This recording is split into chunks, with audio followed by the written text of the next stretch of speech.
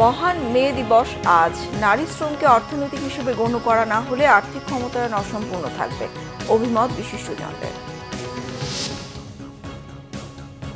দেখছিলেন crown cement সংবাদ শিরোনাম। এবার বিস্তারিত। আজ মহান মে দিবস। বিশ্বব্যাপী এই দিনটিকে শ্রমজীবী মানুষের অধিকার আদায়ের দিবস হিসেবে পালন করা হয়। কিন্তু একজন নারী ঘরের ভেতরে পুরুষের তুলনায় প্রায় 5 গুণ বেশি কাজ করলেও শ্রম হিসেবে নেই তার স্বীকৃতি। আন্তর্জাতিক দাতা সংস্থা অ্যাকশন এইড বলছে, নারীর গৃহশ্রমের আর্থিক মূল্যায়ন বা স্বীকৃতি না দিলে রাষ্ট্র বেশি দূর এগোতে পারবে না। নারীর অবৈতনিক শ্রমকে স্বীকৃতি ও পুনর্বণ্টন নিশ্চিত করতে হলে রাজনৈতিক অঙ্গীকার ও নীতিগত সংস্কার প্রয়োজন। সাইদুল ইসলামের ক্যামেরায় আরো জানাচ্ছেন ওবায়দুল্লাহ মামুন। পরিবারের সবার ঘুম ভাঙার আগে জেগে ওঠেন ষাটোর্ধ্ব অবসরপ্রাপ্ত সরকারি চাকরিজীবী শাহনারা বেগম। এই নারী যখনই ঘুমাতে যান না কেন, ঘুম থেকে ওঠেন সবার আগে। ঘুম থেকে উঠেই পরিবারের জন্য নাস্তা তৈরি করা থেকে শুরু করে ঘর গোছানো সবই করেন এক হাতে। শুধু কি তাই, বিশাল বড় বাড়ির আঙিনাও পরিষ্কার পরিচ্ছন্ন করেন নিজ হাতে। কিন্তু বাড়ির কাজ করতে করতে রাতের পালা, নেই যথাযথ বিশ্রাম কিংবা নারীর অর্থনৈতিক নিরাপত্তাও। এত কাজ আর ক্লান্তির পরেও দিন শেষে সমাজের দৃষ্টিতে তিনি বেকার গৃহিণী। নারীর গৃহস্থলী কাজকে স্বীকৃতি দেওয়ার দাবি জানান তিনি। সেই ভোর 4 বাজে উঠে উজু করে নামাজ পড়ে তারপরে সে রান্না করে যাইতেই হবে। রান্না করে সবাই নাস্তা পানি তৈরি করে, তারপরে হলো বাচ্চা করে স্কুলে পাঠায়, স্কুল থেকে আবার আনতে হয়, আবার স্কুল থেকে আনার পরে বাচ্চাদের আবার গোসল করে, আবার খাওয়া দাওয়া করানো, স্কুলের মাস্টার আসে, হুজুর আসে, এটি খাওয়ানো, দুপুরবেলা তার স্বামীর সেবা যা আছে সব খাওয়া দাওয়া, মেহমান এলে মেহমানদারি করা। এটি কি কাজ না? এটি কাজ বলে মনেই করে না। বিআইডিএস এর গেল বছরের এক গবেষণায় দেখা গেছে, 2021 সালে নারীদের বেতন ছাড়া ঘরের কাজ ও শিশু সহ পরিবারের অন্য সদস্যদের দেখাশোনা বাবদ আর্থিক খরচ আনুমানিক 5.3 ট্রিলিয়ন টাকা, যা দেশের মোট জিডিপির 14.8%-এর সমান। সিপিডির এক গবেষণায় দেখা গেছে, দেশে পুরুষের তুলনায় নারীরা বেতনহীন ঘরের কাজ ও পরিবারের দেখাশোনায় প্রায় 7 গুণ বেশি সময় দেন, যা দেশের মোট জিডিপির 76%-এর সমান হতো।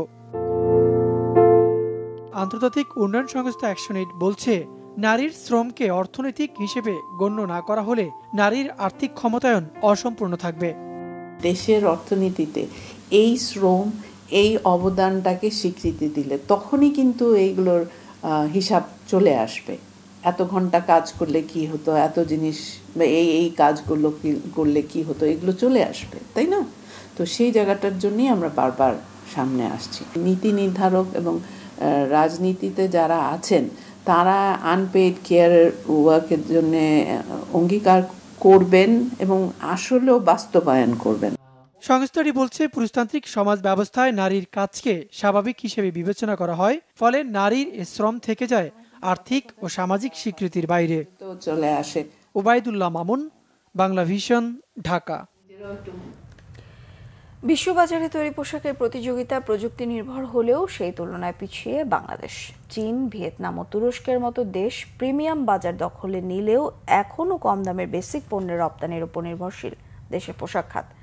প্রযুক্তিগত দুর্বলতা, অবকাঠামো সমস্যায় কাঙ্ক্ষিত পর্যায়ে উন্নীত হয়নি এই শিল্পের রপ্তানি। আরও জানাচ্ছেন জিয়াল হক সবুজ। যান্ত্রিক ছন্দে ছুটছে মেশিন, নিখুঁত গতিতে তৈরি হচ্ছে বিশ্বমানের পোশাক। প্রযুক্তির সঙ্গে তাল মিলিয়ে নিখুঁত হাতেই গড়ে উঠছে দামি ব্র্যান্ডের গল্প।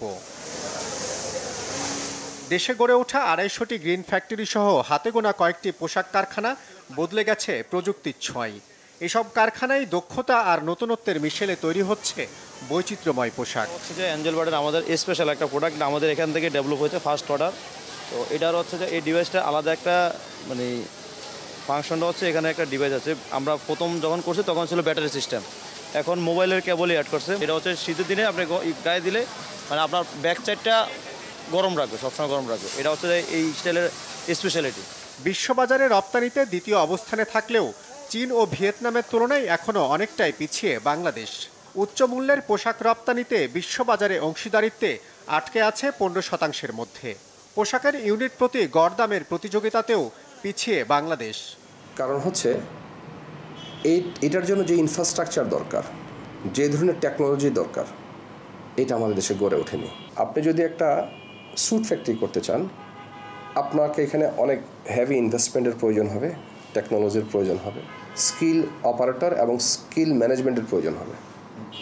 এটার আমাদের স্বল্পতা আছে। এখন আমরা 100 বিলিয়নের একটা দেশ হতে চাই, এক্সপোর্টিং কান্ট্রি হতে চাই। ওই জায়গাতে আমরা যদি যেতে চাই তাহলে RMG industry alone can not do it. এখানে the partnership of government is very crucial, partnership of the investor bank should be there. Premium ক্যাটাগরির বড় বাজার ধরতে বৈচিত্র্যময় পণ্য তৈরির দিকে নজর দেওয়ার এখনই উপযুক্ত সময় মনে করেন উদ্যোক্তারা। যে হেভি জ্যাকেট, প্যাডেড জ্যাকেট, যেগুলোর এফওবি $20 থেকে শুরু করে $50 পর্যন্ত হয়, এই প্রোডাক্টগুলি আমাদের দেশে গড়ে ওঠে নাই, অথচ ফ্যাক্টরির সংখ্যা 3 থেকে 3,500। সো এই একটা বিশাল শূন্যতা আমাদের এখানে আছে। আমরা খুব আশাবাদী চাইনিজ বিজনেস আমার কাছে আসলে আমি অনেক কিছু করতে পারবো, কিন্তু একই সাথে আমাদের হতাশার কথাও আছে। কারণ হচ্ছে যে আমাদের এই ধরনের বিজনেস নেওয়ার মতো আমার ইনফ্রাস্ট্রাকচার নাই, ফ্যাসিলিটিস নাই। বৈশ্বিক বাজারে নিজেদের অবস্থান শক্তিশালী করতে নতুন প্রযুক্তিতে বিনিয়োগ ও দক্ষতা বাড়ানোর তাগিদ বিশেষজ্ঞদের। জিয়াউল হক সবুজ, বাংলা ভিশন, ঢাকা। এই ছিল এখনকার মতো। পরে সংবাদ সকাল 11টায় দেখার আমন্ত্রণ রইল। এছাড়া বাংলা ভিশন সংবাদ ও সংবাদ সংশ্লিষ্ট অনুষ্ঠান দেখতে ভিজিট করুন www.bbnews24.com ও facebook.com/banglavisionnews। সাবস্ক্রাইব করুন youtube.com/banglavisionnews। সঙ্গে থাকায় ধন্যবাদ সবাইকে।